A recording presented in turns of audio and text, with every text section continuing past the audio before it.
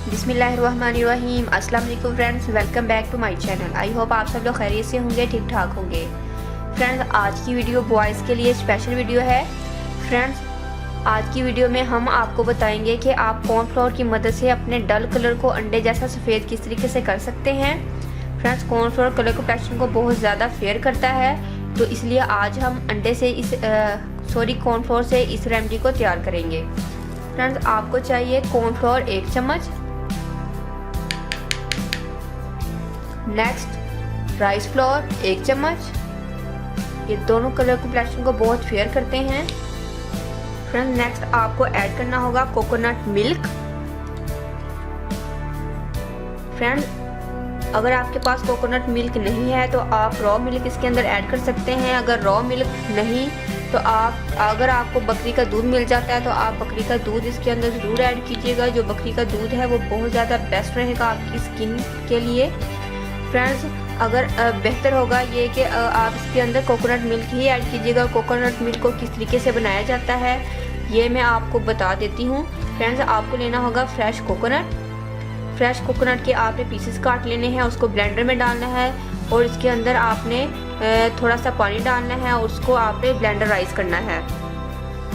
Friends, वो easily ब्लेंडराइज हो जाएगा क्योंकि फ्रेंड्स जो कोकोनट है वो हमारा फ्रेश होगा।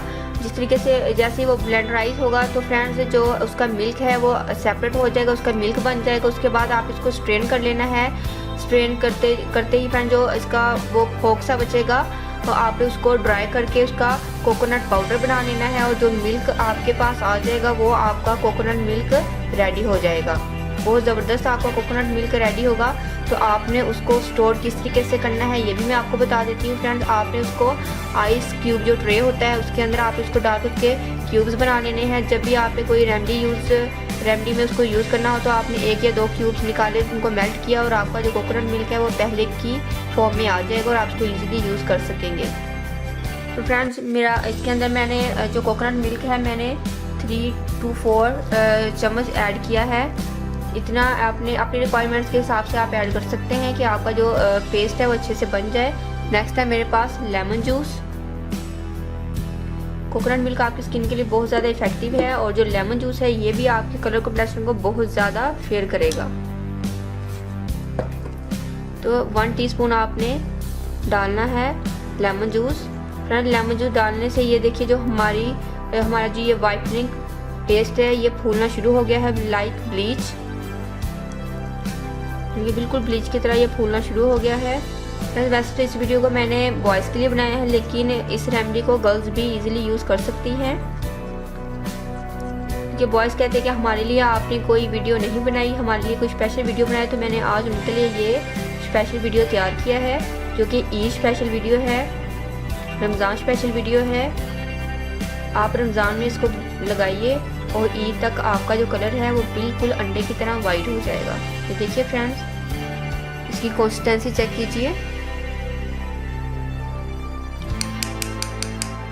अब हम इसको आपको लगा कर दिखाते हैं। तो फ्रेंड्स, ये तो रेडी है। इसको अब आपने फेस पे अप्लाई किस तरीके से करना है ये भी आपको बता देते हैं। फ्रेंड्स, मैं अपने हैंड पे आपको इसको अप्लाई करके दिखाती हूँ। फ्रेंड्स, ये है मेरे पास टमाटो, इसको दरमियान से कट करेंगे।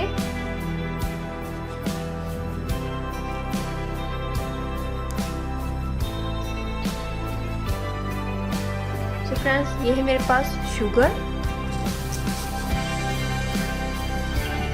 फ्रेंड्स, सबसे पहले आपने अपनी स्किन की एक्सफोलिएशन करनी है।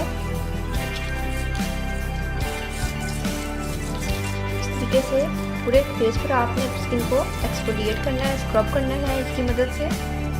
शुगर बेस्ट एक्सफोलिएटर होता है और साथ ही जो टमाटो है ये स्किन की ब्लीचिंग करेगा, डेड सेल्स को रिमूव कर देगा। तो इस तरीके से 2 मिनट आपने स्क्रबिंग करनी है। 2 मिनट के बाद आप बेकिंग सोडा लेंगे और अपने जो टमाटो के पीस को आपने इसके अंदर डिप करना है। इसको मैं किसी चीज़ में निकाल लेती हूँ। इस तरीके से आप इसके ऊपर बेकिंग सोडा को लगा लीजिए। नेक्स्ट स्टेप आपने इसके साथ करना है, दोबारा से स्क्रबिंग करनी है। तो तो ये एक किस्म का आपका जो फेस है वो ब्लीच हो जाएगा।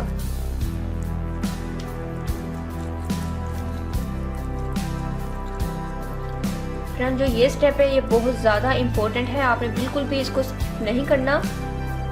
एक्सफोलिएशन के बाद ब्लीचिंग, उसके बाद फिर हम अपना जो हमने रेमेडी बनाई है वाइटनिंग रेमेडी, हम उसको अप्लाई करेंगे। फ्रेंड्स, आपको मेरा हैंड फ़ौरन से वाइट लग रहा होगा, इसके साथ जो ब्लीचिंग है वो स्टार्ट हो गई है, क्योंकि टमाटो भी ब्लीचिंग निज़ाम रखता है और बेकिंग सोडा भी, ये भी ब्लीच करेगा स्किन की। और एक्सफोलिएशन हम पहले से कर चुके हैं, तो आपने कोई भी स्टेप इस वीडियो में से मिस नहीं करना। इस जो मैं आपको रेमेडी बता रही हूँ, आज जो स्टेप्स आपको बता रही हूँ, तमाम के तमाम आप करेंगे, तब आपको बहुत ज़्यादा बेस्ट रिजल्ट्स मिलेंगे। टमाटो को भी आप स्क्वीज़ करते जाएं साथ साथ।